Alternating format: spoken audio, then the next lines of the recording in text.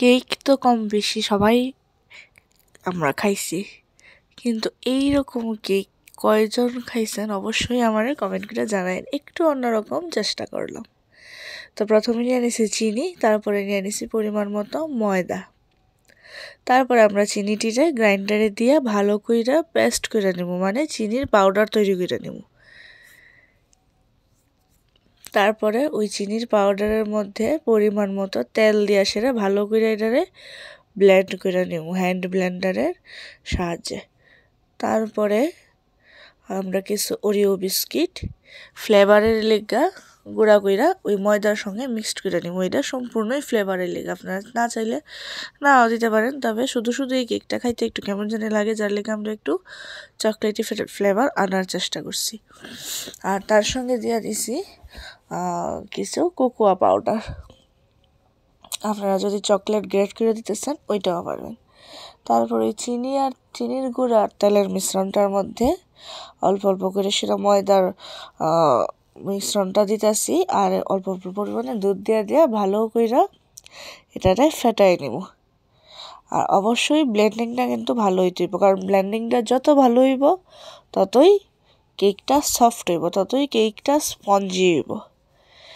তারপরে দিয়ে দিছি বেকিং পাউডার আর দিয়ে দিছি বেকিং সোডা। এটা আপনার পরিমাণ মতো দিবেন, অবশ্যই পরিমাণটা ঠিক রাখবেন। কারণ পরিমাণটা ঠিক যদি না হয় তাইলে কেকটা কিন্তু লাস্টে গিয়ে ভালো হয় না। তারপরে আমরা মিশ্রণটা একদম রেডি। আমরা একটা বাটির মধ্যে কিছু ময়দা গুঁড়া দিয়ে দিছি, তেল দিয়ে সেটা কিছু ময়দা গুঁড়া দিয়ে সেটা আমরা বাটিটা ভালো করে কোট করে নিয়েছি, কারণ যেহেতু আমরা কাছে বাটার পেপার নাই। যদি আপনার কাছে বাটার পেপার থাকে তাহলে অবশ্যই বাটার পেপার ইউজ করতে পারেন, আমার কাছে নাই দীক্ষা আমরা এইভাবেই করছি। কইরা কেকের ব্যাটারটা এটার মধ্যে দিয়া একটা কড়াইয়ের মধ্যে জল দিয়া সেরা তারপর আপনি বসাই দিচ্ছি। অনেকে লবণে করে, অনেকে বালুয়ে করে, আমি কিন্তু সবসময় জলেই করি।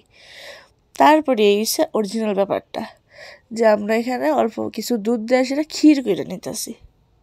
তো আমরা কেক কিন্তু অনেকটাই ফুল্লা আইছে, ওটার ক্ষীর কিন্তু একদম রেডি। অ্যাকচুয়ালি কেকটা হইব রসমালাই কেক।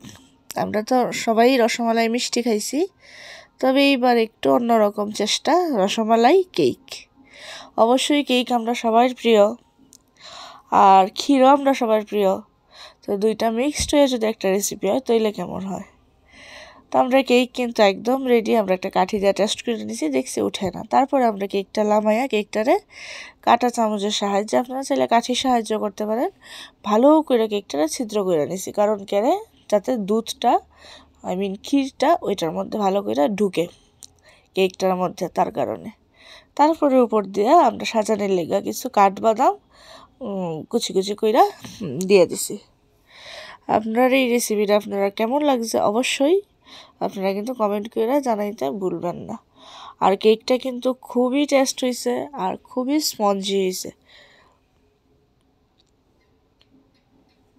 একটু অন্যরকম চেষ্টা করছি রসমালাই কেক। এটা আমার জানা মতো খুব কম লোকে হয়তো বা খাইছে, আমিও খাইছি না, আমি ফার্স্ট ট্রাই করছি। হঠাৎ মাথা দিয়েছে কিছু দুধ ঘরে জন্ম দিয়েছে, তো হঠাৎ মাথা দিয়েছে যে কেকও যেহেতু আমরা ফেভারিট, তারপরে ক্ষীরও ফেভারিট, দুইটা দিয়ে ক্ষীর দিয়া সবাই পিঠাই গেলে খাবো, শুধু কেকও তো খাওয়া যেতে পারে। তো রসমালাই মিষ্টি হয়, রসমালাই কেকও হইব। আপনার রেসিপিটা কেমন লাগছে অবশ্যই কমেন্ট করে জানাইন।